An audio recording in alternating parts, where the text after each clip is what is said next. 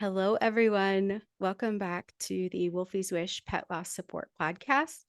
I'm your host, Erica Messer, and today we are diving into the land down under in Australia to talk about a beautiful company that recently developed called Trees for Pets. And today I have the co founder, Marlen Farley, with me, and she has founded this company with her partner Verity Byrne, and they wanted to change the way the world memorializes pets. In Australia, there's more pets than people, and I think I've heard this too about Brazil. Don't don't quote me if I'm wrong. And so they thought, what if they planted at least one tree for every pet they loved and lost? And what a beautiful journey. And I can't wait to hear more about this and where you hope to go. So welcome and thank you for being up late, Marlen. Thank you, Erica. That's a lovely introduction. I'm really happy to be here and looking forward to the conversation. So tell me a little bit about your connection with Verity and how you guys just kind of clicked and this came together. Yeah, when we originally met, it was actually through our sons who ended up in school together after we had just moved back from America with our two boys. And it's like when you're in this early stage of trying to make new connections and meet moms from school, we ended up having a coffee and I think we both clicked on a level where we're like we were really fast brains and fast thinkers, and then we were like looking where are the common themes, kind of where we have similarities, and we quickly connected over family, and then you go to animals and kind of where you grew up, and we both actually grew up in the country. So she grew up surrounded by animals, always had family dogs, and the same for me. For me, it was more like growing up with horses, and my mom from a big kind of farm property in Germany. And so for me, there were always dogs and cats and horses and everything else around us. I think we pushed it as far to have hamsters and guinea pigs inside the house. When my mom at some point turtles, she was like, enough is enough. And so then we were both also kind of, I think, a little bit excited about starting a business and doing something. We're passionate about it and going out on our own. And we're both looking for something that had a positive impact on our planet as well. So that's kind of how it all came together. And then I don't know, sometimes I feel like you meet someone and you feed off each other's energy, and we just get going, and we talked and we're like, you know what? There was, I don't know, we both had these stories and experiences of family animals and pets that passed away. And we kind of shared that with each other. And I remember that conversation, it was quite beautiful. And we were saying, I think we got there because a colleague of hers had also lost a dog recently, and she was wondering what she could do to support that person at the time, and that brought us to our own experiences. And then we kind of, we both shared what we did at the time, and that eventually brought us to Trees for Pets. Beautiful. And that's right. You grew up near Hamburg, is that right? Yes, in Germany Yeah. near him. So it sounds like have you always had um, pets? I mean, even maybe not in college, but you know, can you tell us a little bit about how your relationship with pets evolved over your life and how they're different today? Because I know for me, our dogs, when I was young, my parents had dogs before I was born, and they were always outside. And now, I don't have a dog today, but people are giving birthday cakes and having birthday parties for dogs, and they sleep with us. And I have cats now, and they sleep with us, and they're very much a part of our daily lives. Yeah, I completely agree or can relate to that. So I think for me, the earliest memories around pets um, was related to my grandma's and then my uncle's farm, which was in really close proximity to my parents' house at the time. And they had all kinds of animals from like it was a working farm with like cattle and pigs, and then the dogs and the cats. But the dogs belonged outside. No dog would ever be allowed maybe in kind of the entry area of the house and the mudroom, but never would the dog even be allowed in the living room or in the bedroom. Of course not. And the same for the cats. Whereas I think we as children, we would still I remember having these beautiful like cat babies that we found on the attic, and then you would kind of try to smuggle them inside, but you got caught and had to bring them back outside. They were worried if they smell too much like inside humans and like the house that wouldn't be good. Um, and even like we had some rabbits and guinea pigs, but they were mostly kept in the stables, so that they were not inside. And then I think as I grew older, I had a deep connection to horses. So I Okay. grew up riding horses, and again that was always outside, not inside the home. Um, and then I think I had a deep love for animals. So then I was really keen on getting a pet inside. And my parents at the time, I think my mom grew up on the farm and she didn't want a dog or a cat. So we had to get creative. And I remember my sister and I made all these different plans of what kind of animal could live with us. And eventually we had like rabbits and guinea pigs, which we loved dearly. And they were like partly outside, but they were always coming inside. We groomed them. They were like basically running around in our bedrooms. We built them like little kind of areas to play and then fed them and they were really clean. We groomed them well. And I think that was I think the first time where the animal came inside and became more of like a family member kind of amongst the humans versus an animal that lived outside. So I think that was a bit of a shift for me. And then when I was in college, university, I didn't have pets at that time. And then I remember meeting my now husband in Germany. He was working there at the time, but he's Australian, so that's why I ended up here. And then my first trip to Australia, when I met the family, I met his mom and dad and sister and Winston.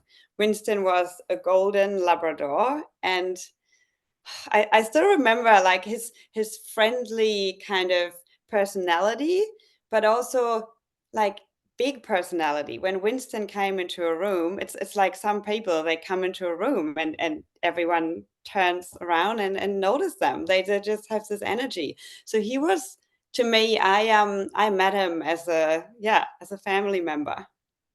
Oh, wow. Okay. And, it's interesting. One of my other guests grew up riding horses as well. And we talked about, and I did too, actually, but not for very long. I think just for maybe a year and a half. So, and I never had my own horse. So that bond was more, I didn't have a bond with that horse. I remember her name, Sabrina Fair, but I was always just kind of on guard around her, right? I was just they're so overwhelming when you're 9 years old. And it was just like, okay, just don't kill me or throw me off. But do you feel like the human animal bond can transcend to any animal? I mean, do you think that people can grieve the loss of, a guinea pig and is the same as a horse and a dog? And, have you had those experiences? I think for me, the horses for sure, particularly one horse. His name was Captain Nemo, and he.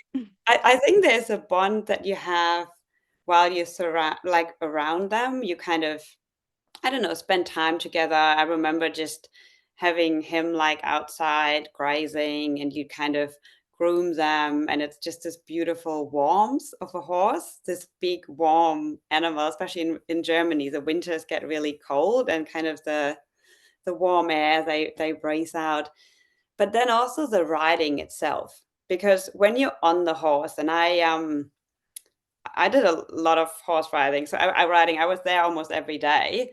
So you really build that bond through that. Mm, I did some show jumping and dressage, and yeah, you just know exactly the movements, the steps they make. I could anticipate when he would get scared of something. So you mm, definitely bond with them deeply. Yes. mm. Yeah, and I feel that the people that do bond with animals are really lucky because, we still have this idea in society that people will say it's just a pet. And I believe that the people that are saying that have never had a bond with an animal, and maybe never had a pet. So of course they don't understand, which leads to, disenfranchised grief amongst the Yeah. grievers. And um but I really do think that the more people I interview and talk to, it doesn't really matter, the species. But can you tell me about some of the ways that have helped you in your own grief? And also, what's the culture like around pet loss in Australia and Queensland? You had mentioned before we recorded that the Commonwealth Bank offers 2 days pet bereavement leave, which is really revolutionary and something I'm working for in the United States. So, has grieving a pet in Australia always been acknowledged? That's an interesting question. So I first moved here in 2010, 2011. I certainly felt that many households, families had companion animals or pets, specifically dogs. Dogs were like super popular. Um, it didn't feel that different from Germany, I would say, at least not like in the kind of urban or like suburb settings. And yeah, I feel that Australians, they deeply love the animals for sure. Like it's almost similar to there's the children and the dog. So it's like when people talk about their life at home, so they would play, and from everything I remember and families I've met, play an important role. Yeah. Mm. So, with your own loss, what were some things that were helpful for you? Because I believe one of the inspiration, if I recall, for starting Trees for Pets was a dog that you had. So that was actually Winston. So that was the Oh, it Australian was family Winston. dog. Yeah, Okay. it was Winston. Because I think for me it was, and it was more subconsciously at the time, but I met the Australian family, so my husband's parents and sisters, and then Winston. And he was like, I remember we spent Christmas at the beach house, which in Australia the seasons are the other way Right. around. So the Right. Christmas is in the middle of summer, and he was sitting on the couch right next to us, and he was like had his bed in a really prominent spot, and like he had his places in the house and claimed them more than anyone else. I remember we took him out for like a swim, and yeah, so I met him actually even before we moved here when we were still in Germany, coming back and forth. And every time it was meeting the parents at the airport, and then when you come back to the house or the beach house, the first thing's like, "Where's Winston? Where's Winston?"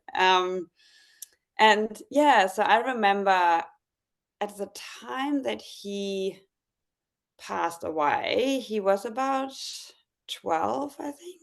So I had known him for like 5, 6 years maybe at the time, and it we all knew it was coming. So it was old age. He was just slowing down, and you could tell he was struggling with like walking, and I think it was arthritis, and everything was just getting harder and harder and harder, and it was kind of this this elephant in the room, and it was kind of obviously not an easy thing to discuss. And remember my husband's mom, she was really, really close, and it was, I think, it wasn't the first Labrador that they had, so it was kind of a family tradition. They were like deeply connected, always had dogs. And yeah, I think it was also them getting older, and it was part of the children growing up, and somehow we kind of, I think, had this feeling maybe after Winston there wouldn't be another Labrador. I don't know if it was part of it, Mm. maybe a chapter for them, that kind of life seasons are changing. And yeah, so I think eventually they took him to the vet that they had known for a long time, and took him down. I was actually not in the country when that happened, but I remember the conversations and the tears, and like the, I think it was this anticipation of the pain that would come. So the next time you would go there, he just wasn't there waiting for you, and the house would feel more empty. And yeah, I just couldn't imagine how Christmas in Australia would be without him. And yeah, so they went through it, and then I remember we talked about it, and then since we were not in the country, we didn't talk about it. But the time coming back, it really felt like something was like it was emptier, like someone was missing for sure. And so Sam's parents, especially his dad, so he grew up in the country as well, and for him, he buried Winston in the backyard. But then, funnily, at basically the same time when he passed away, we purchased a big farm property, and it was just when we buried him in the backyard, it was this realization that the farm would have been a much better final resting place for him. And it was then that we decided to just dedicate a tree to him. So we planted a lot of trees, and not from scratch, so they were already a certain growth. And it's a local Australian gum tree. And we ended up developing the farm a lot from then, when it was just, yeah, there was not much there apart from grassland and trees. And now there's this beautiful walking path and a Mm. spot kind of overlooking the valley, and we have a little bench there. And that's kind of the tree that's dedicated to him. And it's interesting. So we associate that with the dog. And for me, being there, even thinking about it, I have a lot of happy memories. I don't think about the sadness of him like passing away, but I think about, oh, I remember when we took him to the beach and he loved swimming there, and he was always sitting in that spot on the couch. It's just, I think, the associations that tree now trigger for me. Mm. So in that So kind of concept, yeah, really, really sat with me as something, wow, wouldn't it be nice? I mean, obviously not everyone has a big farm, but how could we make that as accessible, or somehow create something similar that others can tap into? I love that. And I love that you have happy associations and memories with him. And that's one of the things that Wolfie's Wish is about, is helping people get to that place. So we have to work through the Yeah. grief to get to where we have the happy associations and we can recall joyous memories. And are there any tools that you know about, or support groups? Is this a common thing in Australia to help people grieve?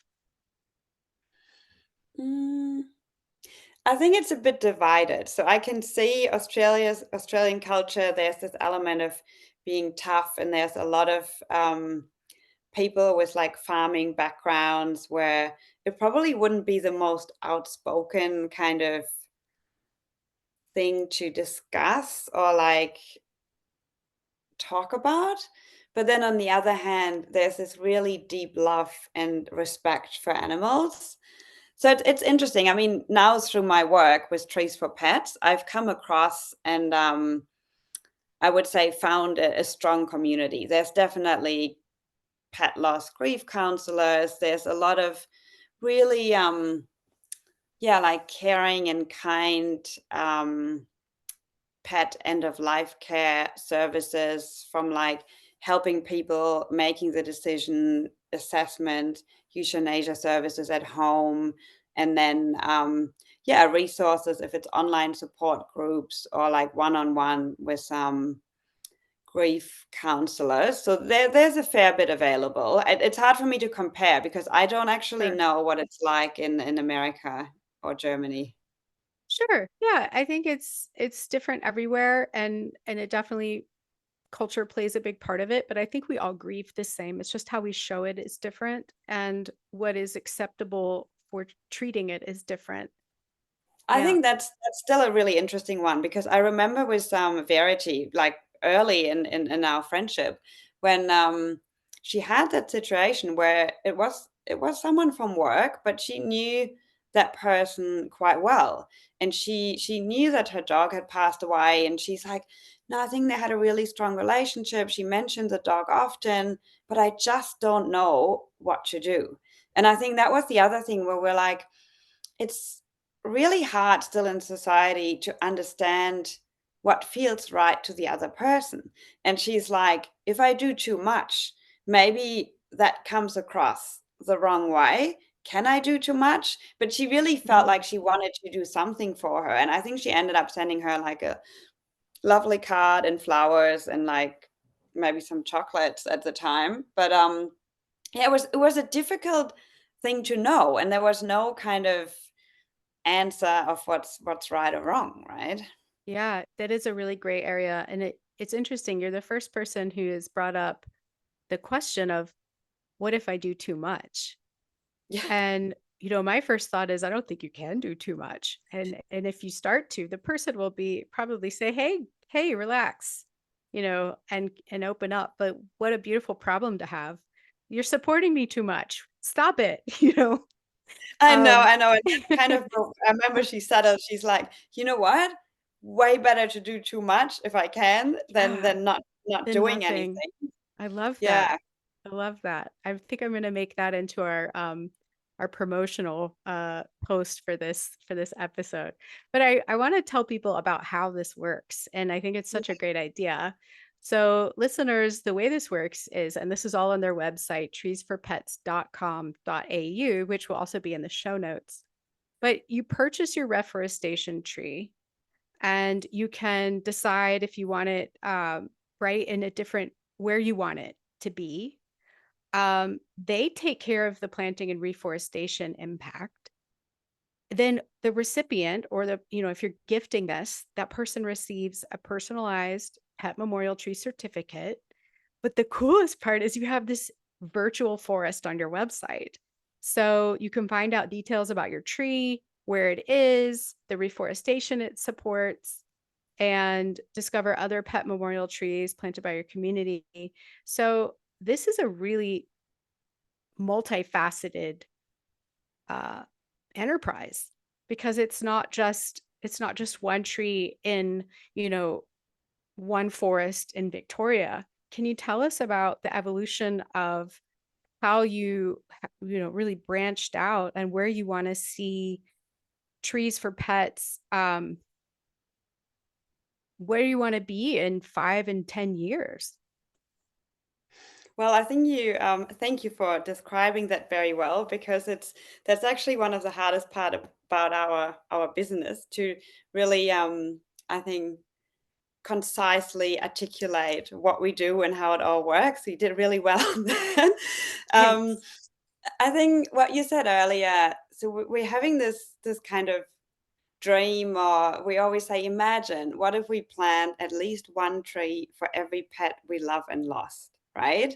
And then our brain keeps going on like, wow, think about that impact that you can have. Like the reforestation at that scale is just unbelievable. Like how much kind of positive impact we can have on our planet for like future generations of pet and humans alike.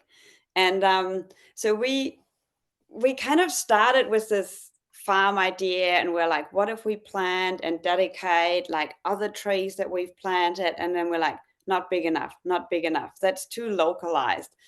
And then we started looking around, and then we found this incredible reforestation partner they called Ecology.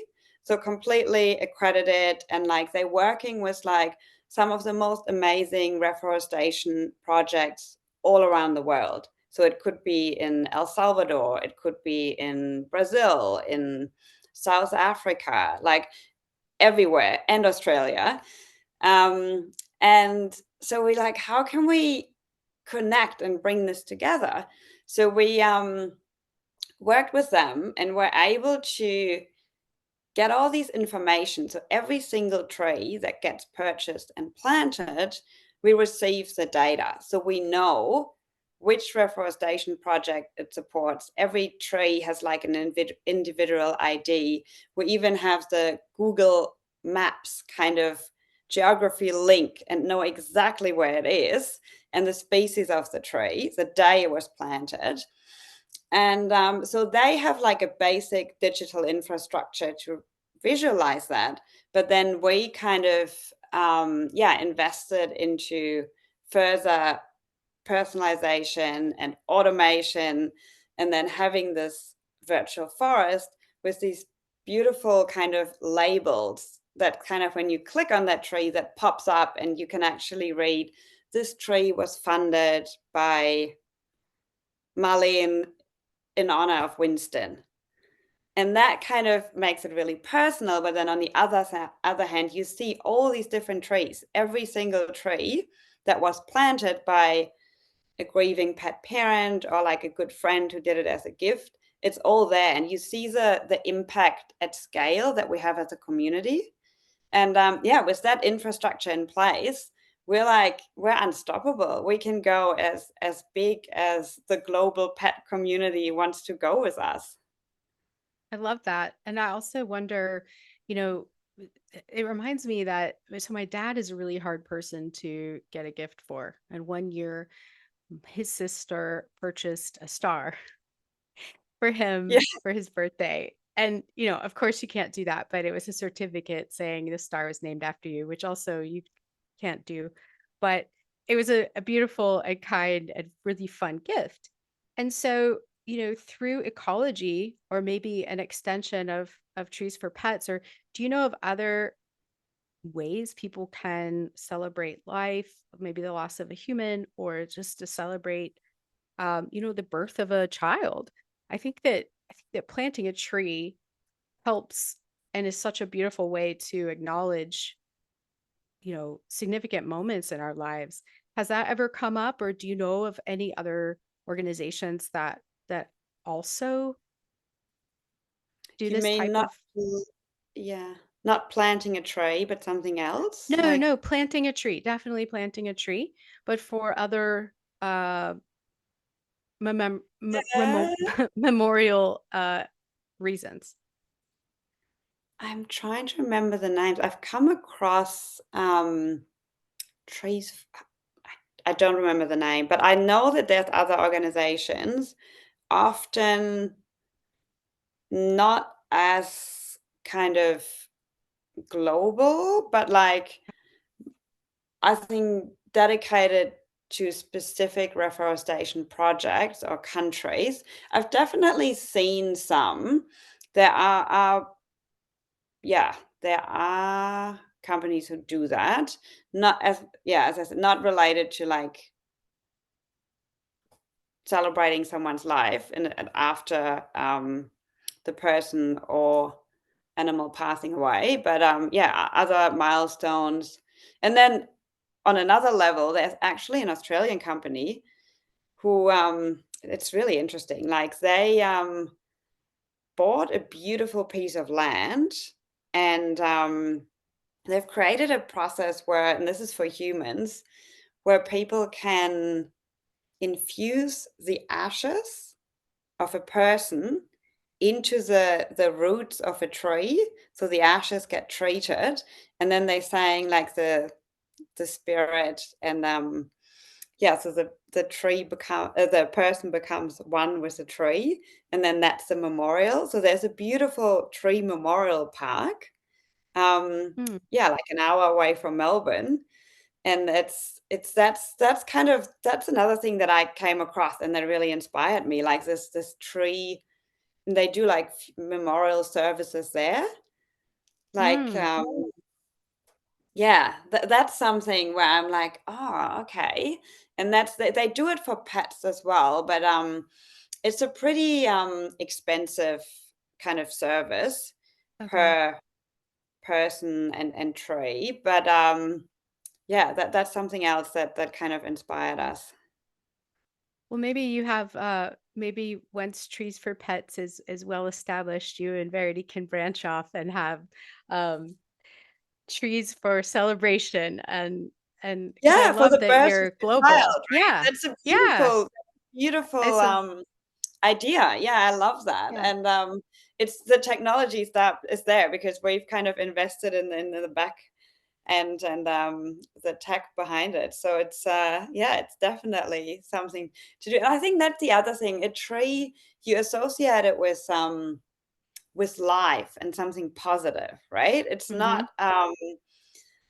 yeah, it's not sad, and I think that's the other mhm. thing that we really keep coming back to is actually we want positive memories. We want something Right. positive. We're trying to find a positive way to memorialize, and we're saying by keeping memories alive, you're keeping this animal in your life, and then that's kind of the tree becomes this symbolic bridge in a way, something that lives on, and yeah, so we definitely see a lot of positivity, and then of course the positive aspect in relation to the positive impact on the planet itself um, is something else that brings us back to that.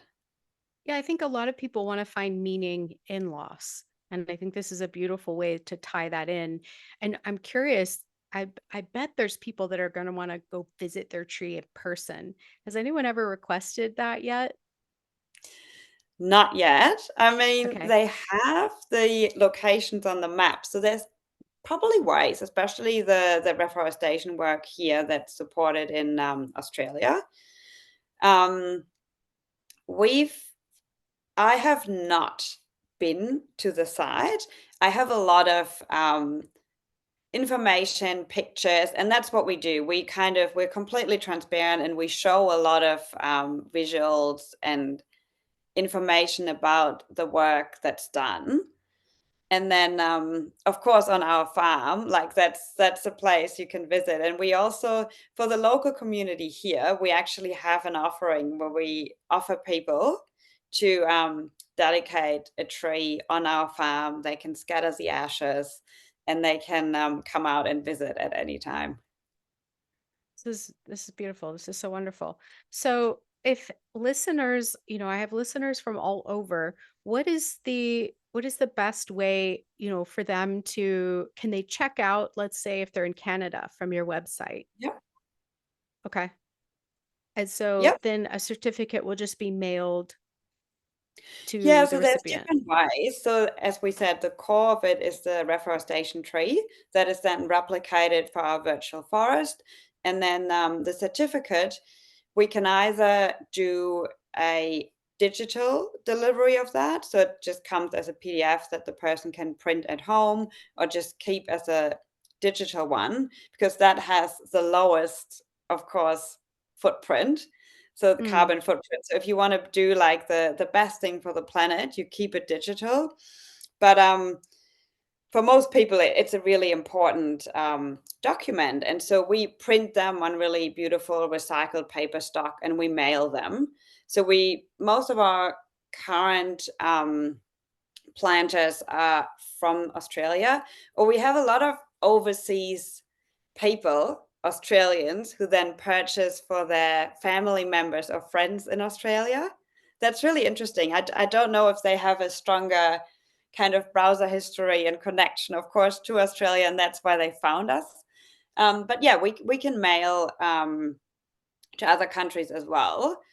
And then yes, the other option, you can go as far as print, and we also frame the certificates.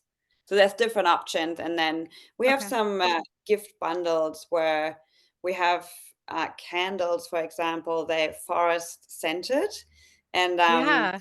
locally done here by a company in Melbourne, which people can find out on the website as well. Which we say they're all eco-friendly and tree inspired. So it's a beautiful gift. If you want to do the tree, you print a certificate, and then you have that candle. When you smell it, it kind of transports you into the forest. Right. Right. The multisensory. I really love that because they can Yeah. imagine what what it's like to be by that tree. Yeah, Exactly. So it beautiful. really helps. And I mean, it's also this beautiful kind of, I think, the moment that you take. So when you think about a beautiful candle, it's like when you're at home, you put it on your coffee table maybe, and you have the candle there, and it's a nice moment to just take, even if it's 20 seconds, to just remember the animal, and then you move on. It's just like to find these little moments positively in your day to day. Yeah, I think this is really beautiful, and I wish all the success for you and Verity and this brilliant idea. And just thank you for sharing it with our listeners and for giving them another resource to give to someone. Because, like you said, we don't always know what to do or what to say, Yeah. but I don't think you can go wrong with this gift.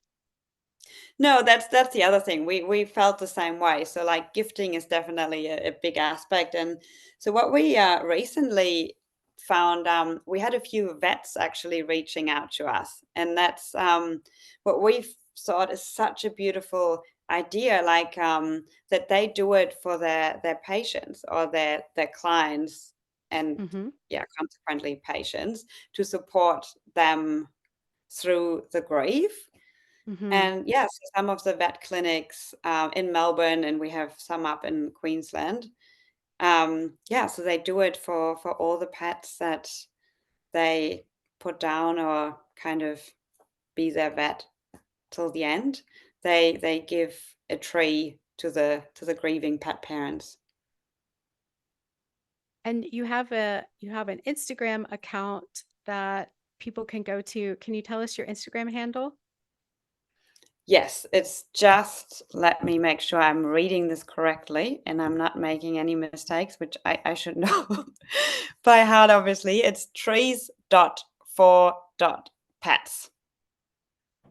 Great. And you guys, the this will be in the show notes as well. And the website again is treesforpets.com.au. Marley, That's thank you right. so much for taking the time and staying up a little bit late to have this important conversation. No worries. Thank you so much for having me. And yeah, it was lovely talking to you.